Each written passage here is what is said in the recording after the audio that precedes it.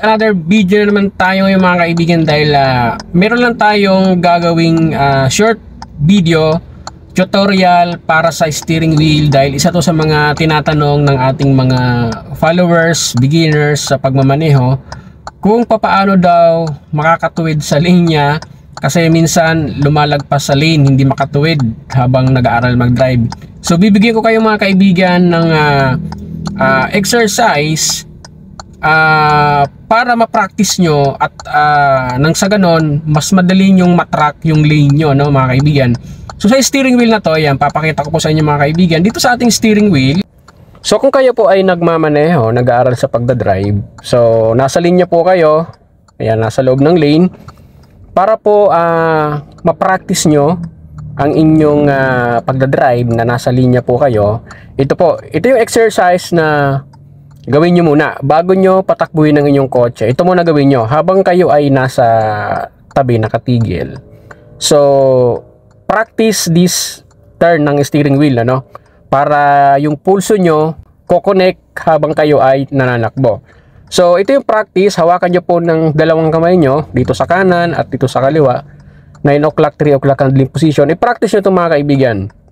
I-turn nyo ng kahit half inch lang pa left, then pag na-turn nyo siya, ibabalik nyo naman papunta sa kanan, half inch lang din.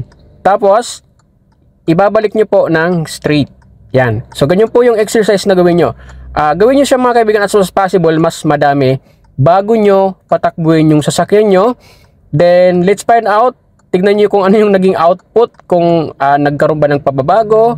Dahil I'm sure na makakatulong po to sa inyo. Ito po kasi ay tested ko na at madalas kong pinapagawa sa mga nagiging estudyante ko sa tuwing yun na nga, beginner yung aking tinuturuan. So again, half inch, turn ng konti, then split seconds lang, balik ka agad ng kanan, turn ng konti, then straight.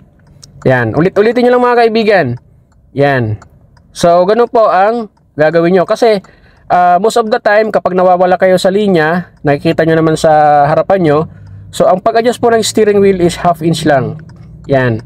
Then kailangan nyo bawiin at ibabalik nyo ng center. At make it sure na hindi po mahigpit ang pagkaka-hold nyo sa steering wheel para mas mapulsahan nyo po ng maayos habang nananakbo ang inyong kotse. So try practice mga kaibigan this method.